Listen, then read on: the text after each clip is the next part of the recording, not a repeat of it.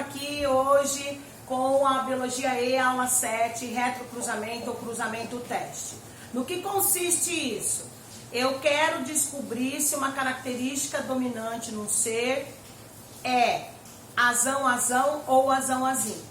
Então, por exemplo, eu tenho aqui ervilhas amarelas que são dominantes, então ela é vezão-vezão ou vezão-vezinho, e as ervilhas verdes que são recessivas, que são vezinho-vezinho.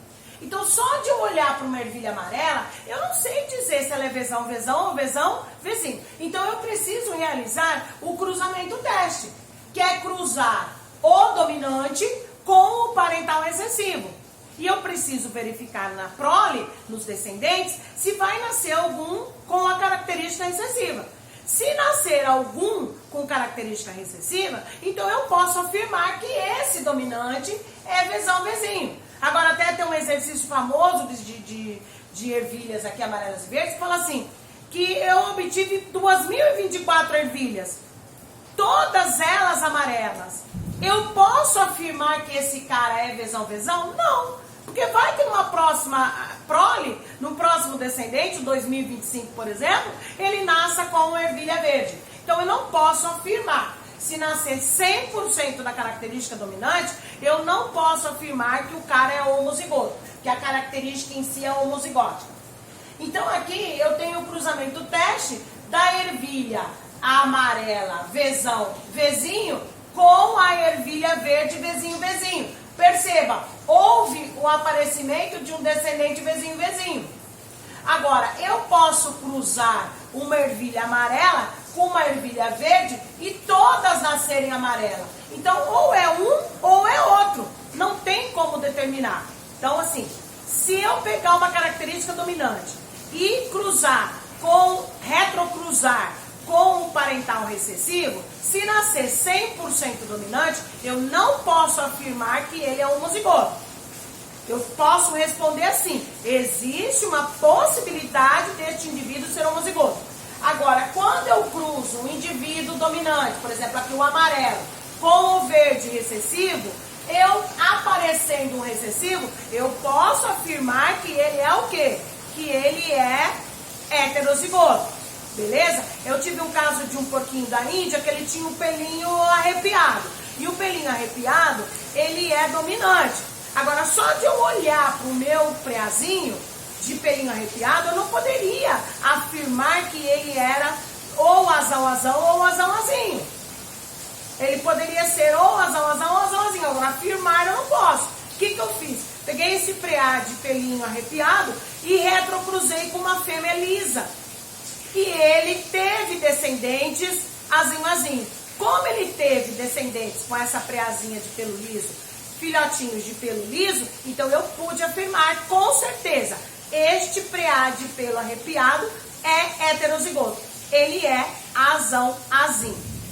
Isso na vida real, fazendo um retrocruzamento com seres vivos, em laboratório ou em casa, como eu fiz e tal. Mas, na hora de você fazer exercício, 99,9% dos exercícios, o retrocruzamento ou cruzamento teste é quando eu pego um indivíduo heterozigoto e cruzo com o seu parental recessivo. Tá? Aqui, genealogia. O que é a genealogia? São as representações gráficas dos seres vivos. Então, eu mostro aqui, ó, que o quadradinho representa os homens, o macho.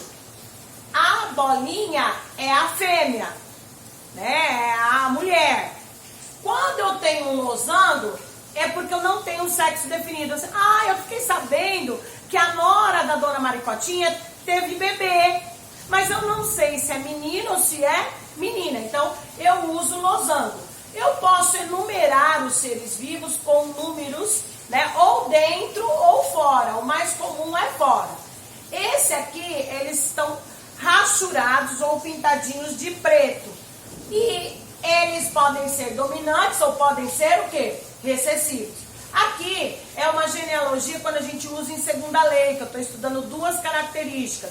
Então a gente tem que olhar a legenda e ver o que cada um significa. Aqui, ó, eu tenho o casamento entre um homem e uma mulher. O macho é o quadradinho, a fêmea é a bolinha. Aqui Aqui é casamento ou acasalamento extramarital, quando o macho está cruzando com outra fêmea. Você não fica pensando besteira, não. Porque isso pode acontecer, por exemplo, num refúgio biológico. Eu pegar um macho e cruzar com outra fêmea, não aquela que ele está acostumado a cruzar sempre. Eu preciso promover esses cruzamentos na natureza ou em refúgios. Tá? Divórcio, quando tem separamento. A separação dos indivíduos, né? Os indivíduos foram separados. Aqui, o cruzamento consanguíneo, quando eu tenho dois traços entre os indivíduos, é porque eles são parentes entre si. Não começa a criar um monte de caraminhola na tua cabeça, porque nem sempre o cruzamento consanguíneo vão gerar descendentes com problemas.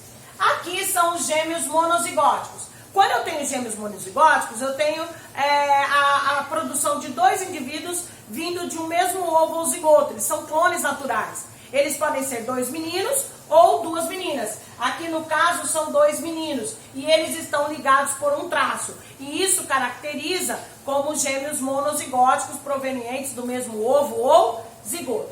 Aqui nessa triangulação eu tenho duas meninas, mas elas não estão ligadas entre si. Tá? Não existe um traço. Então isso caracteriza gêmeos dizigóticos, aqueles que são provenientes de dois zigotos diferentes. Podem ser duas meninas, como está exemplificado aqui, podem ser dois meninos, ou ainda pode ser um casal, tá? Aqui é a regra para eu descobrir quem é dominante, quem é recessiva. Essa regra ela já caiu até em segunda fase de FUVEST para você descrever o que seria essa regra. Como que eu faço para descobrir se o indivíduo é uma característica dominante ou recessiva? Eu tenho essa regra aqui. Quando um casal igual gera pelo menos um diferente, os iguais são dominantes, o diferente é recessivo. Então eu vou exemplificar para vocês aqui numa genealogia, ó, onde eu tenho os indivíduos pintados em azul e onde eu tenho os indivíduos branquinhos. Eu tenho a geração 1, a geração 2, 3 e 4. Cada geração está enumerada até o fim, ó. Na geração 1, indivíduo 1 e 2. Na geração 2, indivíduos do 1 ao 6. Na geração 3, do 1 ao 5. E na geração 4 só tem um indivíduo. O que eu preciso achar? Um casal que seja igual. Se eu olhar na geração 1, o casal 1 e 2 não é igual. Ele é pintado e ela é branca. Pronto, descartei. Na geração 2, eu tenho um casal 1 e 2. Eles também não são iguais. Ela é sem pintar e ele é pintadinho. O casal ainda na geração 2, 3 e 4, eles são iguais. Eba, beleza. Eles são iguais, então eu posso analisar. Quantos filhos eles têm? Um só. A menina número 3. E por acaso ela não é diferente. Como eu não tenho esse diferente, eu não posso determinar ainda, porque pode ser todo mundo dominante aí, ou pode ser todo mundo recessivo. Se eu olhar o casal 5 e 6 da mesma geração 2 que nós estamos analisando, o casal 5 e 6 é igual. Opa! Eles geram filhos? Sim, 2. O menino 4 e a menina 5. E eles são diferentes, ó. A mãe, número 5, é sem pintar. O pai, número 6, é sem pintar. E eles têm filhos pintadinhos em azul. Então, eles são diferentes. Com isso, eu chego à conclusão que os pintadinhos são recessivos, azinho, azinho, e os sem pintar são dominantes, azão, azão, azão, azinho. E eu descobri isso pelo casal 5 e 6 da geração o quê? 2, tá? Aqui, herança mitocondrial materna. Vamos pensar assim.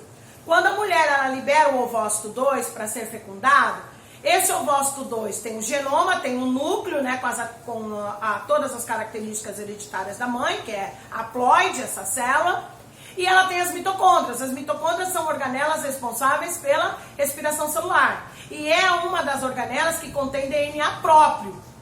Se eu olhar o espermatozoide, ó, eu vou ver que ele tem uma cabeça, né? Ele tem uma peça intermediária e uma cauda.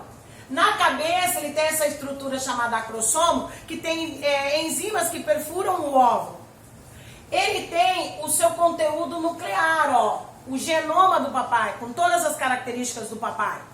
E se eu olhar, as mitocôndrias estão na peça intermediária. Então, quando ocasionar o funcionamento dessas células, que é a fecundação, só entra a cabeça do espermatozoide. a cauda e a peça intermediária não entram. Então as mitocôndrias do papai ficam para fora. Quando formar você, criatura esguelante, você vai ter o quê? N da mamãe, do genoma da mamãe, N do papai, do genoma do papai, você vai ser 2 N's, você vai ser diploide, 50% da mamãe, 50% do papai. Porém, você tem um DNA a mais, que é o DNA mitocondrial materno da mamãe. Então é sempre como eu falo pra vocês o seguinte, você é muito mais filho da mãe do que do pai, mas pelo amor de Deus, não fala isso pro seu pai, porque vai, né, causar nele uma certa tristeza.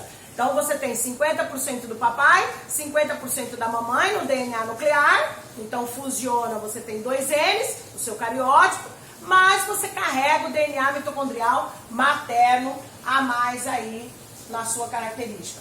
E é muito comum cair exercício de, assim, bem tristes, corpos carbonizados, corpo que foi encontrado em estado de putrefação avançada e eu não tenho como identificar. E aí vai fazer o exame de DNA e às vezes o DNA nuclear ele é inconclusivo, não consegue fazer isso. Então quando o DNA nuclear é inconclusivo, eles partem para o DNA mitocondrial materno, que é uma herança que vem só por parte de mãe, vem só na família da mãe. Então esse exercício fala assim, ó, para a identificação de um rapaz vítima de acidente, fragmentos de tecido foram retirados e submetidos à extração do DNA nuclear. Então, vamos examinar o DNA nuclear dele. Para comparação do DNA disponível de familiares, pai, avô, materno, avó materna, filho e filho. Como o teste do DNA nuclear não foi conclusivo, eles não conseguiram chegar a um fator final, eles partiram para o DNA mitocondrial materno. E com isso, para identificar esse corpo, ele foi verificar o DNA mitocondrial de quem? Do pai? Não. Do filho? Não. Da filha? Não, porque ele não mandou o DNA dele para a filha, mas da avó materna. Então aqui tem todo um esquema mostrando para você como é que foi feito esse estudo para chegar à conclusão que isso tem que ter vindo da família do rapaz, da mãe. Esse exercício eu adoro.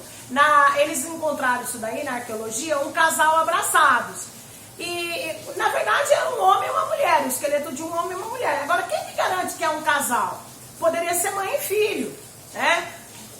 Não posso afirmar, é um casal, que romântico, foram encontrados abraçados e juntos e tal.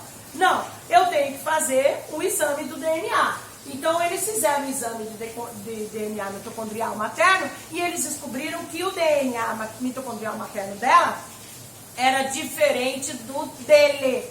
Então, a gente sabe que eles não são filhos da mesma mãe. Eles têm mães diferentes. E aí fica a critério de cada um saber, na sua cabeça, você pensar se marido e mulher. Que romântico isso daí. Beleza? Aqui, ó, eu quero dizer pra vocês que eu amo vocês muito, que vocês possam ter uma boa semana de estudos. Força, foco e fé. Amo vocês. Beijo no coração.